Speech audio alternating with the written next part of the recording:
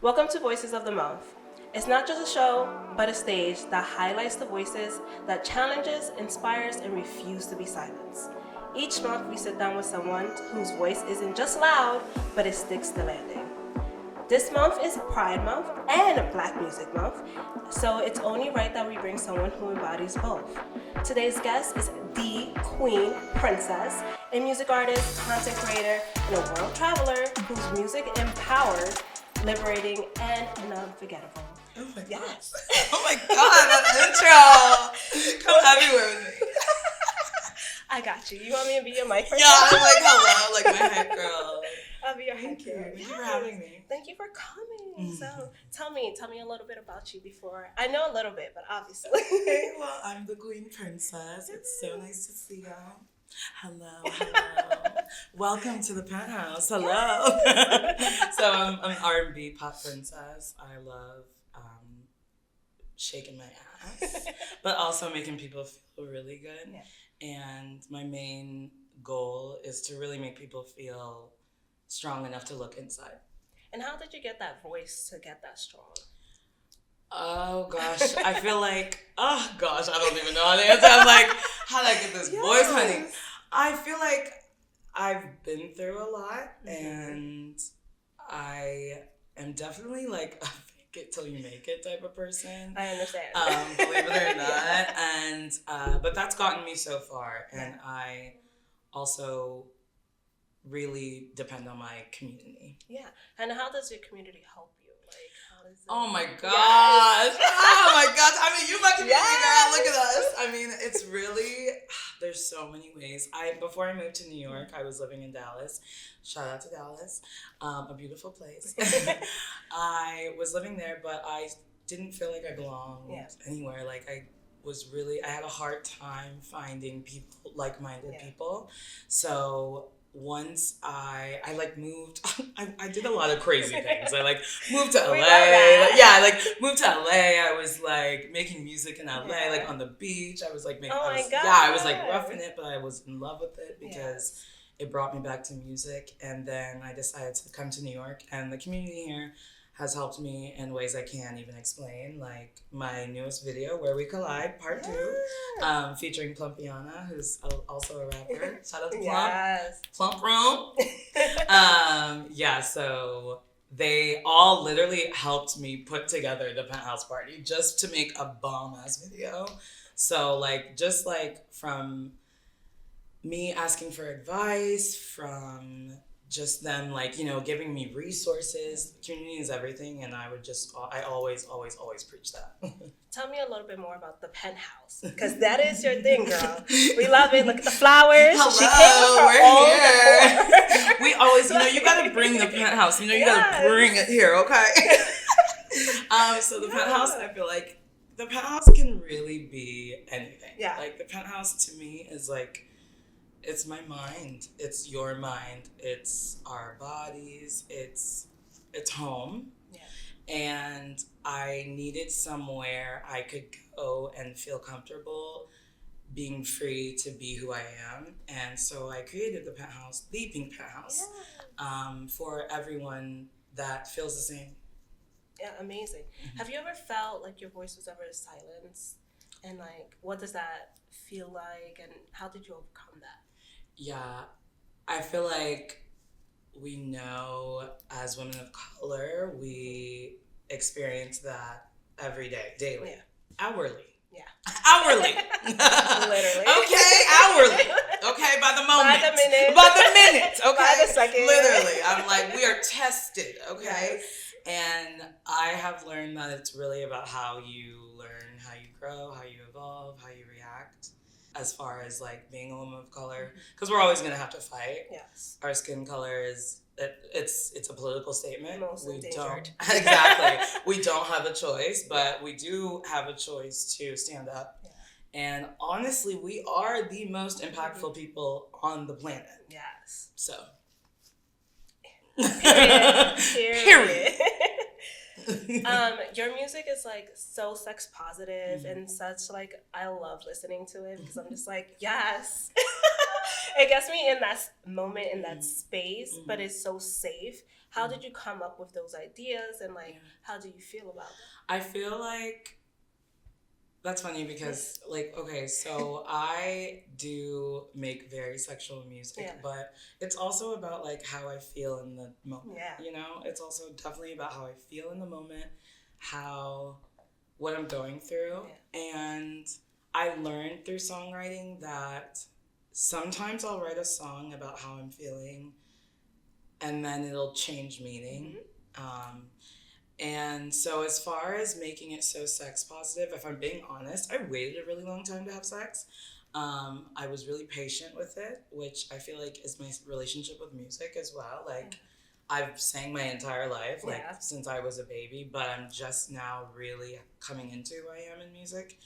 And so I feel like making sex positive music is just human, making human music, because I feel like there's sexuality and sex in everything we do, and it doesn't have to be a bad thing.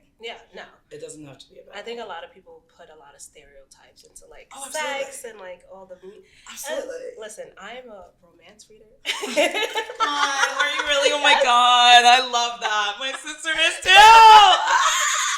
I love that. Yeah, no, I love that. Okay, yeah, no, I'm such a romantic too, like, obviously. So yeah, and sex is so beautiful in so many different ways, and it shouldn't be uncomfortable, guys. At all, and that's why, I mean, in those eyes, I'm like, this pussy was the greatest, because it was the greatest. My God, I'm sure he never had nothing like it, you know. So he be thinking about it all the time. All the time. Thank God I'm gonna be on all his screens. I'll never forget it. You brought up your sister and how she likes romance. I have like a very strong relationship with my sister. And how do you feel? How does your sister help you empower your voice? Yes. Oh my God. Okay, well, I have two sisters. But there's a sister here that is also in New York, and she appears. She's also my designer. She's so incredible. Like, we've been doing this for the longest though. Like, literally, whenever I was like sneaking her into the club, she would make our club outfits. Like, oh my she God. like I fucking love that. like, this is my ride or die. Like, you know. But we're very, very, very lucky because we both luckily our careers kind of fell into place, and we're able to do a lot of things together, and it's just been a dream because it's hard in the media industry to find people you love and that you can trust. And so having so many people like her in the community behind me is like everything to me. You have like such a like empowering community behind you.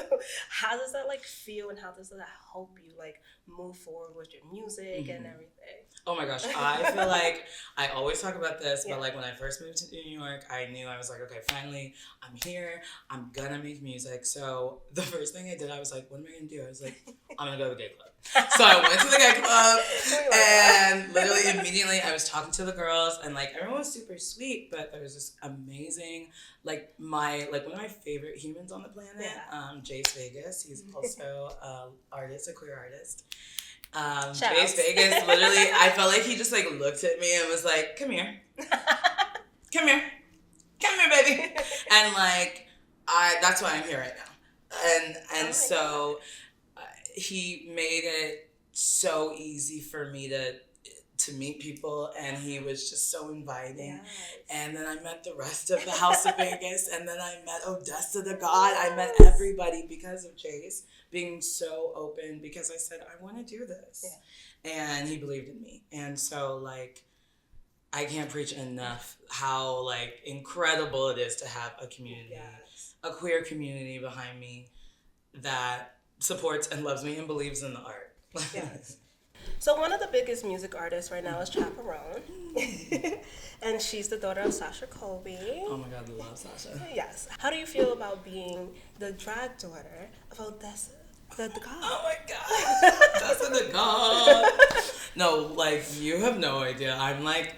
I'm still processing that I'm an official drag daughter. I'm like, wait, what? And she's so fab. She's like, in so many ways too, like, so creative and intuitive and honest and passionate. Yeah. I just hope I can make her proud. Yeah.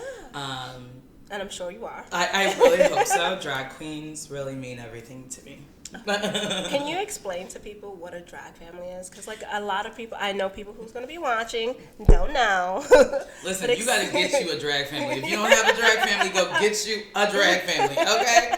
Like, a drag family is a family that loves you. That's literally it. Like, being in a community with Jace Vegas's family, Robert Garcia's, all of the big, huge personalities that have so much going for them and don't have to take the time of the day to care for anybody. Don't have to. That's what the drag family is. People that choose you first, no matter what, because obviously that's what we need, especially right now. Yeah, in these times, in like this era, like having a community, a support system, it means everything. It means everything. Yeah, like I literally don't know. Even like doing this, I'm just like, this is so special to me, and it's so important to me too, because we're gonna make a difference for someone, Yeah, So, definitely. Swipe right on the smile. Do my own thing for a while. Believe in love is make believe. Never really thought I know. Do you think there's a place for drag in mainstream music? Because like we have like RuPaul, but like that's just a small circuit. Yeah. And like I love drag music. I'm not even gonna lie. I do too. I feel like everything is drag. Yeah. I'm like, I was at a WWE Yes. show recently. So I and love was like, wrestling. Yeah, I'm like, that's drag. That's straight drag. I'm like, baby, it's all drag. So I'm like, yeah, literally that is drag. I'm like, there's room for drag queens in wrestling and pop music and R&B. Absolutely. We love it. If there's someone that you want to give a message to, who would that be? Ooh, a message to? Yeah. Like anyone in the world. Yeah. I would just tell everybody to put their dreams first and to put their heart first, and everything else will fall into place. Yes. And what is something you've realized throughout this whole journey of coming from Dallas to LA to New York, getting into a drag family? Like, that's so amazing. What is something that you realized that like would help someone else? Oh gosh, I think you have to trust yourself, and in the moments when you don't trust yourself, listen to why, and write everything down. I'm a writer, but like Same. yeah, even if you don't like to write, maybe do a voice note or something, but document it. Yeah. And never stop believing in love. Yeah. I love that.